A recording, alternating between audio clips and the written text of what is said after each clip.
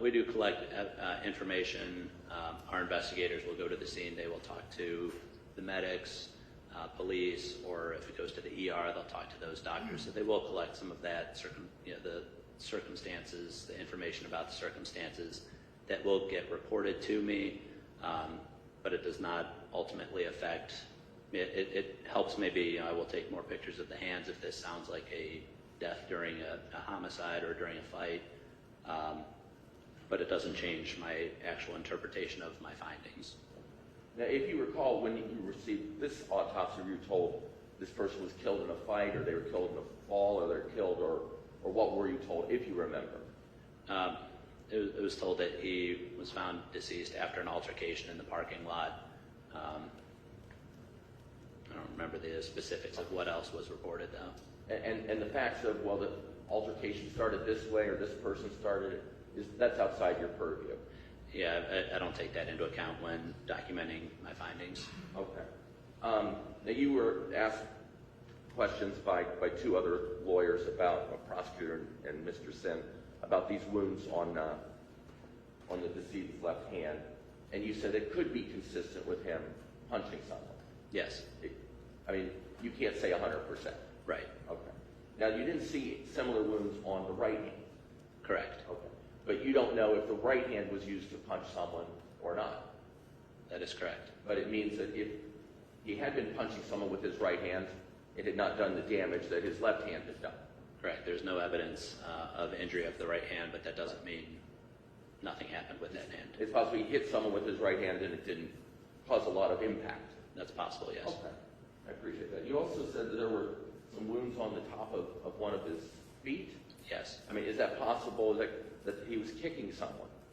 It's possible, yes. Okay.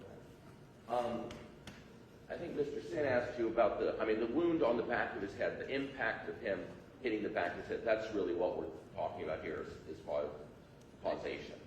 Yes. Okay. I think you were asked is that injury recoverable, and you said it could have been. By itself, yes, an abrasion and a cut on the back of the head could be recoverable, yes. And to try and just translate this into common language, that means it's possible someone to have an injury from that kind of fall and recover their health. Yes. Okay.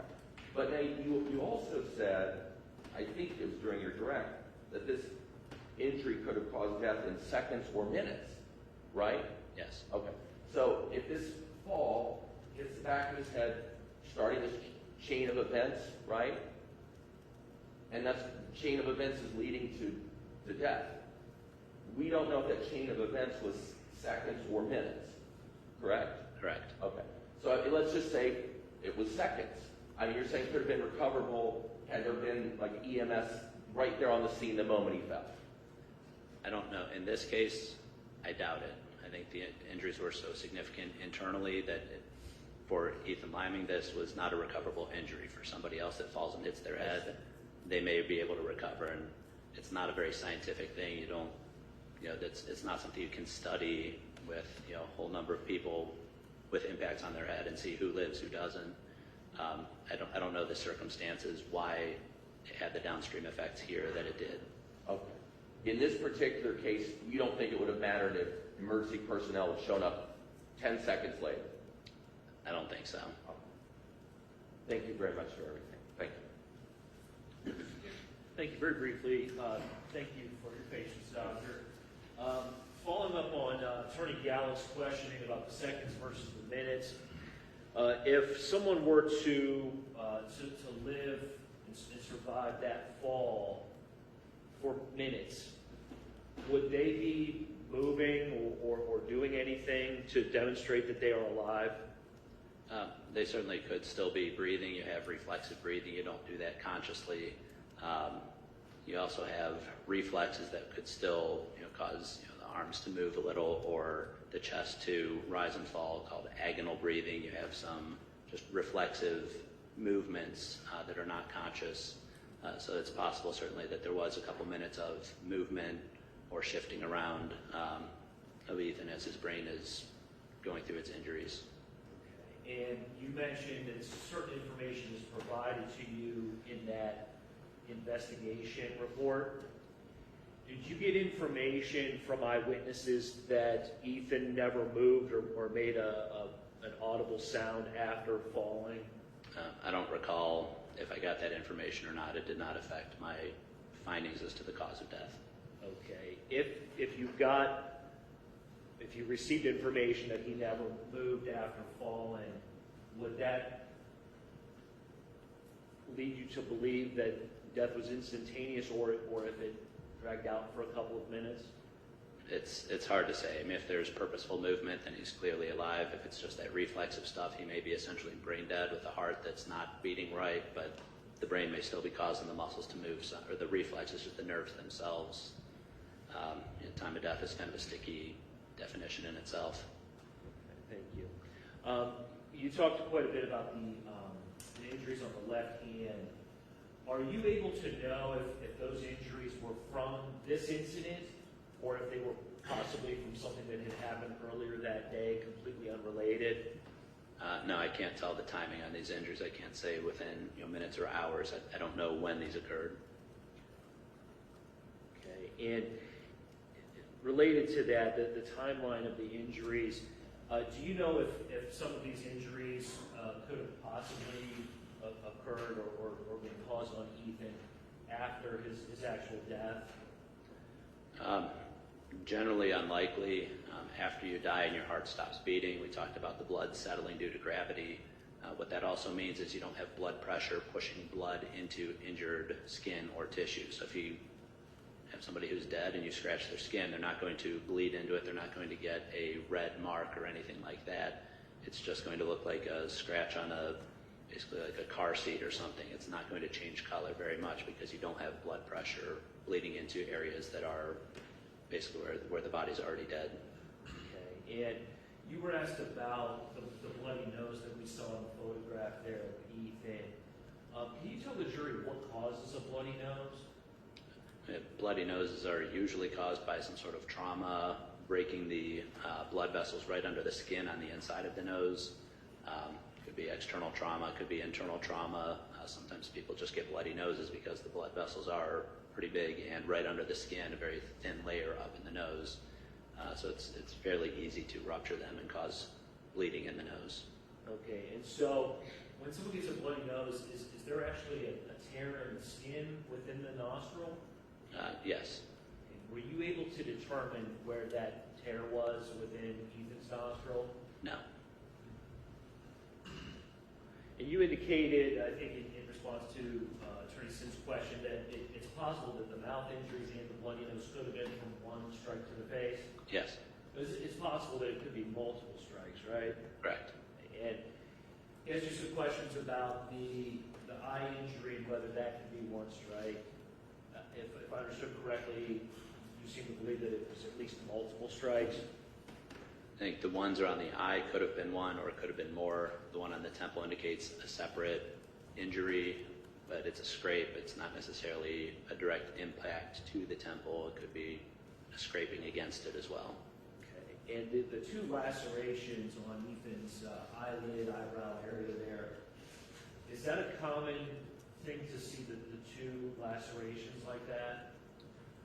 We do see multiple lacerations over the eyelids in other cases with blunt force facial injuries, things like car accidents where somebody's not wearing their seatbelt. Sometimes you can see multiple lacerations near each other. It could be one incident, it could be multiple impacts. Okay, and then there's some questions about the causation, and Attorney Sin asked you if the punches caused the death, and I think you said not directly and not active and not physiologically. Is that right? Yes. Okay. But that's not a complete answer. It means it did play a role in it. Is that right?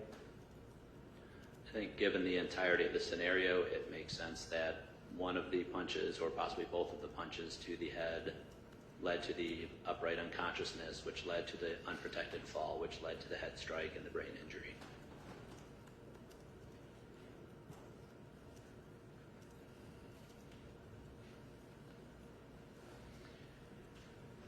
Do you know, is there a way to sort of quantify for the jury the amount of force that would be necessary to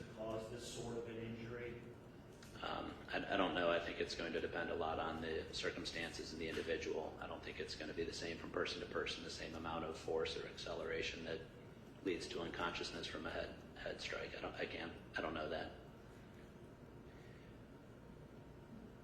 Did anything in your autopsy lead you to believe that Ethan was perhaps not in good health?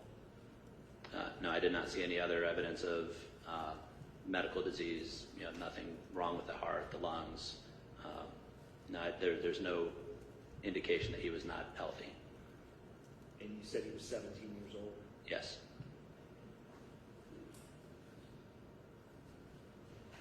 That's all. Thank you. Doctor, the prosecutor was talking about, and I was talking about the bloody nose and that type of stuff, and the picture we saw of Ethan's bloody nose, that was after he was cleaned up, correct?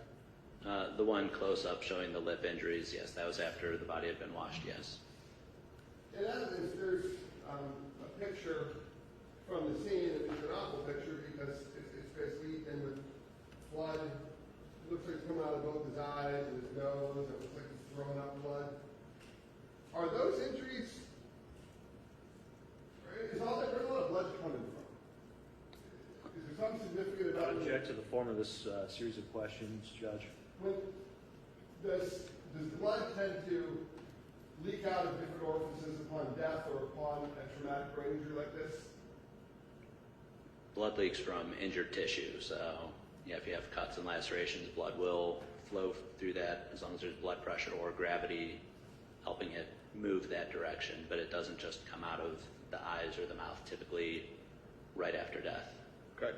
So what we see on Ethan's shirt is it vomit or blood? If someone said he vomited, if someone said he threw up blood, would that be consistent with the internal findings?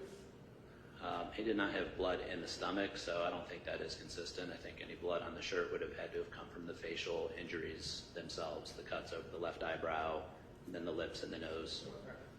Okay. And those areas can bleed significantly and still not be life-threatening. Correct. And in this case, Ethan didn't die from blood loss or from trauma to the front of his face. He died from... I would object. I think this has already been asked and answered about 5 times, Judge. Okay, don't throw that.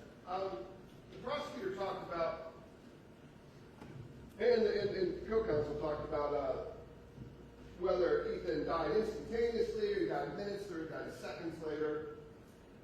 He was dying no matter what we do for the minute his head hit the I ground. object again. This has been asked and answered. And I'm going somewhere with it. Can we at least say that Ethan would have been unconscious from that point on, whether he's involuntarily, unconsciously breathing or respirating or anything that you do upon death? Can we say that we know that he would have been there for any of this, even unconscious and then his head hit the ground? Yes, that is my impression, yes, or my opinion, yes. Thank you. Mr. Gallant? Anything further?